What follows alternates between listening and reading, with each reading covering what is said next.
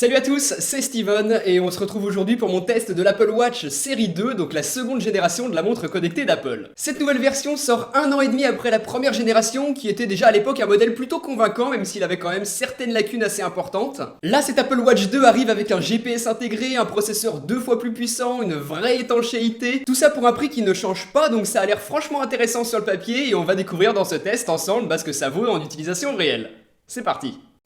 On va commencer par un rapide déballage histoire que je vous montre un petit peu ce que vous avez dans la boîte lorsque vous l'achetez. L'Apple Watch se trouve ici sur le dessus de la boîte. Donc comme il y a 1 an et demi, vous avez deux choix de taille, 38 mm comme celle que j'ai ici ou alors 42 un petit peu plus gros. Donc je vais enlever les blisters de protection qui la protègent et ensuite voilà à quoi elle ressemble cette Apple Watch. Donc encore une fois avec une multitude de bracelets disponibles. Moi ici j'ai choisi le bracelet en nylon. Vous voyez à quoi il ressemble, il est plutôt sympa celui-là. Sinon mon boîtier est un doré pâle, c'est du 38 mm et vous voyez ce que ça donne par rapport au 42. Au dos de la watch, vous voyez que c'est maintenant marqué série 2, donc le nouveau modèle de cette année, et ici vous avez toujours les capteurs cardiaques. Les bracelets sont toujours interchangeables, donc vous pouvez en mettre d'autres si vous en avez acheté. Vous voyez qu'on a des petits boutons qui permettent de déclipser tout ça.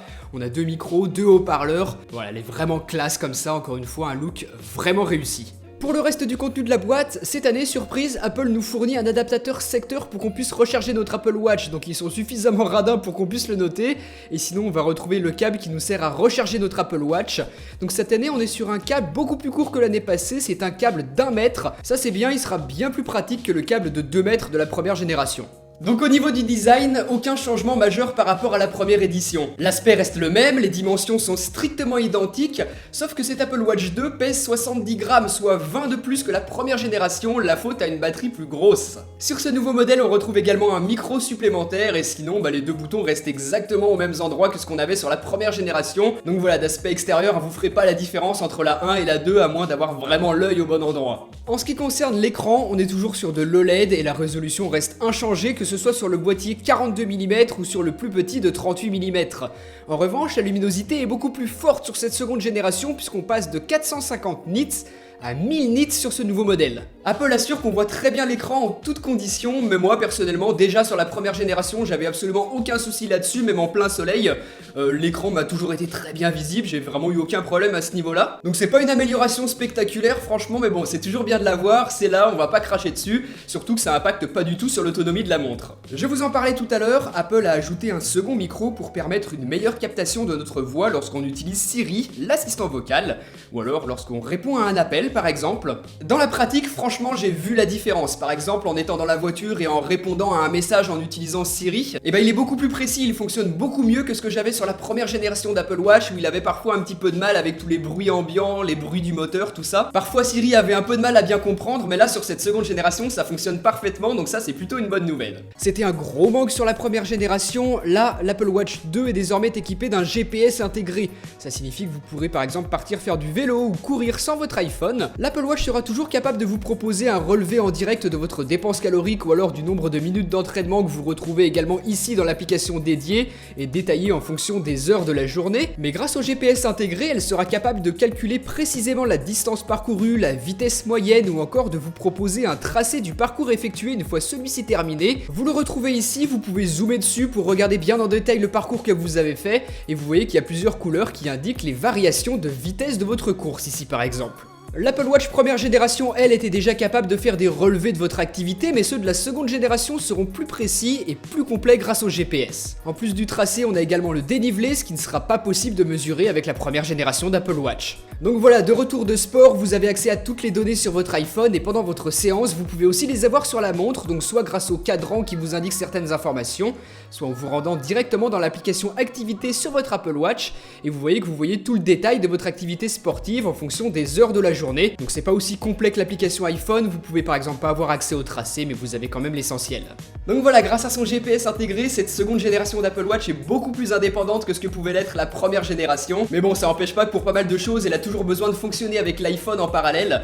Et je le répète, parce que j'ai vu pas mal de gens qui posaient cette question, ça ne sert strictement à rien d'acheter une Apple Watch si vous n'avez pas d'iPhone. Les deux sont faits pour fonctionner ensemble, même si grâce au GPS, vous allez pouvoir utiliser l'Apple Watch sans avoir forcément votre iPhone dans votre poche lorsque vous partez courir ou faire du vélo par exemple. La première génération était déjà bien résistante à l'eau, mais là, cette Apple Watch 2 peut résister à une immersion jusqu'à 50 mètres de profondeur. C'est très pratique si vous utilisez les fonctions sportives de l'Apple Watch puisqu'avec ce second modèle, 2 nouveaux modes font leur apparition dans l'application exercice, nage en piscine et nage en eau libre. On peut notamment définir la longueur de la piscine et l'objectif de dépense calorique que l'on veut se fixer pour notre séance pour ensuite mesurer ses performances de nage. La montre va alors calculer, en détectant les changements de direction grâce à son accéléromètre, les longueurs effectuées, la distance parcourue et le nombre de calories dépensées. Lorsqu'on la plonge dans l'eau et tant qu'elle y reste, la montre se verrouille. Et lorsque vous avez fini votre séance, l'Apple Watch intègre une fonction qui permet de tourner la molette pour éjecter l'eau via le haut-parleur. C'est plutôt bien pensé et cette résistance à l'eau améliorée sur cette seconde génération est vraiment la bienvenue. Vous pouvez la garder à votre poignet tout au long de la journée, peu importe l'activité que vous allez faire, et je pense que les nageurs vont vraiment apprécier. Par contre, c'est plutôt à utiliser dans l'eau douce, hein. Si vous l'utilisez dans la mer, je suis pas vraiment sûr que la montre va apprécier, et surtout le bracelet. Donc voilà, à utiliser à la piscine ou alors dans un lac, mais dans l'eau salée, franchement, évitez ça. Au niveau des performances, cet Apple Watch deuxième génération embarque un nouveau processeur dual-core 2 fois plus puissant que celui de la première génération. Le GPU, lui, est aussi également 2 fois plus performant, donc ça présage du très bon, mais on va quand même vérifier ce que ça donne en utilisation réelle en comparant l'Apple Watch 2 avec l'Apple Watch première génération. On va commencer très simplement en vérifiant le temps qu'il faut à l'une et à l'autre pour s'allumer. Je savais que la première génération prenait beaucoup de temps et j'aurais imaginé la seconde génération beaucoup plus rapide, il lui faut quand même 2 minutes 15. C'est pas franchement ce qu'on pourrait appeler un allumage rapide, mais bon, la première génération prend 1 minute de plus tout de même. Voyons maintenant le temps qu'il faut à l'une et à l'autre pour ouvrir une application lorsque c'est la première fois. Testons avec les réglages. Voilà, la seconde génération est un poil plus rapide, donc je vous rappelle, hein, l'Apple Watch seconde génération est à gauche, la première génération est à droite. Avec l'application téléphone, voilà, même tarif, c'est 1 seconde ou 2 plus rapide. Avec l'application exercice, pareil, un poil plus rapide sur la seconde génération que sur la première. Voyons ce que ça donne avec l'application App Store, c'est parti, hop, on la lance en même temps. Bon, c'est pas franchement rapide sur l'une et sur l'autre. Voilà, la seconde génération a terminé, la première a vraiment du mal, elle galère. Ah ouais, elle a vraiment du mal, alors que vous l'avez vu tout à l'heure, hein, il y avait quand même pas une énorme différence entre l'une et l'autre. Mais là, j'ai l'impression que plus on accumule les applications ouvertes en arrière-plan, plus l'Apple Watch première génération accuse le coup. Je fais un dernier petit test, hop, voilà, c'est bon sur la nouvelle, c'est bon sur l'ancienne, on a quand même encore une belle différence. Par contre, lorsqu'on revient dans une application qui a déjà été ouverte une première fois, vous voyez que c'est extrêmement rapide des deux côtés et qu'il n'y a aucune différence. Donc c'est vraiment à la première ouverture que l'Apple Watch seconde génération fait vraiment la différence par rapport à la première qui est très lente. Donc oui, en utilisation réelle au quotidien, j'ai senti une légère amélioration au niveau de la fluidité, mais vous l'avez vu juste avant, c'est pas franchement flagrant non plus. C'est sûr que ça reste appréciable, hein, je vais pas cracher dessus, c'est très bien, heureusement qu'Apple a fait ça d'ailleurs, mais bon, c'est pas non plus fulgurant, je me dis pas, waouh, mon Apple Watch va super vite. Non, ça reste une montre connectée et pas mal de choses qu'on peut faire sur la montre, on peut les faire plus vite sur l'iPhone la plupart du temps. Donc oui, elle va un peu plus vite que la première génération, mais c'est pas transcendant non plus. Tout ça, c'est en grande partie dû à la mise à jour de WatchOS, puisque cette seconde génération d'Apple Watch vient avec WatchOS 3, la nouvelle mise à jour, mais la première génération d'Apple Watch peut tout aussi bien installer WatchOS 3. Donc si vous avez toujours une Apple Watch première génération, installez WatchOS 3, vous allez voir que ça lui donne un bon coup de jeune au niveau de la rapidité, au niveau de la fluidité un petit peu partout sur l'interface, et en plus de ça, on a pas mal de nouveautés qui sont plutôt intéressantes, regardez. Première chose, vous avez la possibilité, comme ceci, de glisser pour passer d'un cadran à l'autre. C'est très pratique. Et ensuite, vous pouvez rester longuement appuyé pour personnaliser vos cadrans, comme on pouvait déjà le faire sur WatchOS 2. Donc là, tout simplement, vous allez définir ce que vous souhaitez voir apparaître à l'écran de votre Apple Watch, en plus de l'heure, bien évidemment. Donc ici, par exemple, en bas à gauche, je choisis si je veux afficher le chronomètre, la météo, ou encore le calendrier, comme je l'ai mis en haut à gauche, ou encore un raccourci directement vers l'application exercice. Voilà. Tout ça, vous pouvez également le faire directement depuis votre application Apple Watch sur votre iPhone. Donc ici, vous voyez que par exemple, j'ai la liste de tous les cadrans que j'ai utilisés. Et si j'en sélectionne un, je vais avoir la possibilité de l'éditer, de le personnaliser, de vraiment lui donner l'apparence que je le souhaite. Je vais vous donner un autre exemple avec ici les cadrans qui sont disponibles uniquement avec WatchOS 3. Donc c'est quelques nouveautés. Et vous voyez que je peux par exemple personnaliser la couleur des aiguilles, l'apparence de ce cadran. Donc là, c'est plutôt un cadran destiné vers le sport avec les cercles de couleurs. Et vous voyez qu'en dessous, on en a plein d'autres qui sont à chaque fois proposés en fonction de certaines thématiques, c'est plutôt bien fait. Donc à chaque fois vous allez pouvoir définir l'apparence de votre horloge et choisir les raccourcis que vous souhaitez mettre à côté.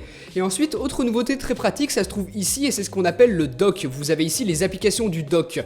Donc c'est un petit peu comme le dock de votre iPhone, vous avez certaines applications qui s'y trouvent, d'autres qui ne s'y trouvent pas et que vous pouvez ensuite rajouter si vous le souhaitez comme ceci, et même placer à l'emplacement que vous souhaitez. Donc vous placez des applications importantes dans ce dock et ensuite en appuyant sur le bouton latéral de l'Apple Watch, vous les retrouvez ici facilement, elles sont toutes toutes ici ces applications du dock, donc ça vous permet d'y accéder vraiment très facilement. Vous voyez que je peux très bien passer de l'une à l'autre, ça se fait instantanément. Donc je trouve ça vraiment très pratique quand on a des applications qu'on utilise très souvent, on les place ici dans le dock et on y accède très rapidement, et ça évite à chaque fois qu'on veut en ouvrir une de devoir aller sur l'écran principal et de les chercher en tout petit parmi toutes les applications ici. Donc voilà comment ça fonctionne, et ensuite une fois que vous allez ouvrir d'autres applications qui n'ont pas été définies dans le dock, donc par exemple ici dans les réglages, et que vous retournez dans le dock, l'application est affichée comme application récente. Vous pouvez la retrouver très rapidement, vous pouvez aussi appuyer sur le bouton garder pour que cette application soit conservée dans le dock. Si je quitte, si je reviens dans le dock, elle est présente. Je peux aussi glisser vers le haut pour la supprimer du dock. Et enfin, vous pouvez rester longuement appuyé sur une application dans le dock et ensuite la déplacer où bon vous semble.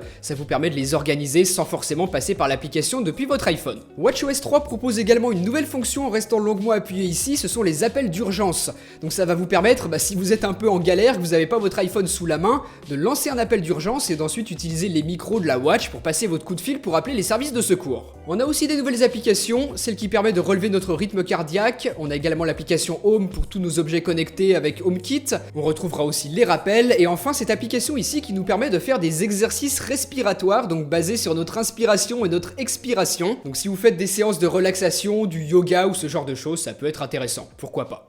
Pour finir, quelques petites nouveautés au niveau de l'application Message, donc qui s'aligne sur ce que propose iOS 10 sur iPhone. Donc lorsque vous recevez un SMS sur l'Apple Watch, vous avez des options de réponse rapide. Donc par exemple, répondre avec Siri, l'assistant vocal d'Apple, ou vous dictez votre réponse à votre correspondant. Si vous vous trouvez dans un endroit où vous ne pouvez pas trop parler, on vous propose des réponses liées au message que vous avez reçu. Ou alors sinon ici, vous avez la possibilité de répondre très simplement avec un emoji. Vous pouvez envoyer un petit dessin ou les battements de votre cœur, et enfin la fonctionnalité Scribble qui va permettre de retranscrire en texte ce que vous aurez dessiné. Si je fais un OK par exemple, hop, vous voyez que ça a été retranscrit et je peux très rapidement l'envoyer à mon contact. Je peux aussi écrire les lettres une par une, donc ça c'est un peu plus long, mais si vous avez des mots très longs à écrire, évidemment ce sera la méthode la plus rapide avec Scribble. Et enfin, si vous commencez à écrire un mot que vous ne terminez pas, vous pouvez ici utiliser la molette pour afficher des suggestions de complétion automatique. Pour ce qui est de l'autonomie, franchement elle est bonne. Sur cette seconde génération d'Apple Watch, on a une batterie plus grosse, mais je vous l'ai dit, vu qu'elle embarque un nouveau processeur plus puissant qui pompe plus de batterie, et au final on se retrouve avec une autonomie équivalente à ce qu'on avait sur la première génération d'Apple Watch. Donc ce que je peux vous dire sur l'autonomie, c'est que si vous utilisez beaucoup les fonctions sportives, GPS, tout ça, ça va quand même pas mal tirer sur la batterie et le soir vous allez devoir la recharger. Par contre, si vous l'utilisez pour répondre à des SMS, pour consulter vos mails, pour recevoir tout un tas de notifications, et là je pense qu'on peut très bien la pousser à 1 jour et demi, voire 2 jours. Ça m'est déjà arrivé de la garder 2 jours mon Apple Watch sans la recharger. Un petit mot sur le stockage avant de passer à la conclusion. On est sur du 8 Go sur cette montre qui vous sert à stocker par exemple vos musiques, quelques photos aussi. Et franchement 8 Go ça suffit, même si ça peut paraître un peu, je vous assure qu'on les remplit pas. En tout cas je connais personne qui a rempli son Apple Watch. Donc voilà, très honnêtement cette Apple Watch 2 elle est très convaincante, j'en ai été vraiment très satisfait. Elle est un petit peu ce qu'aurait dû être la première génération l'année passée qui elle avait quand même pas mal de lacunes. Là on se retrouve vraiment avec une seconde génération très sérieuse, il y a pas mal de choses qui ont été améliorées, les choses qui manquaient à la première génération sont là, mais il manque quand même quelques trucs. Elle reste toujours un petit peu trop épaisse je trouve, j'aurais bien aimé qu'Apple réduise un petit peu la taille de son Apple Watch cette année, malheureusement c'est pas le cas.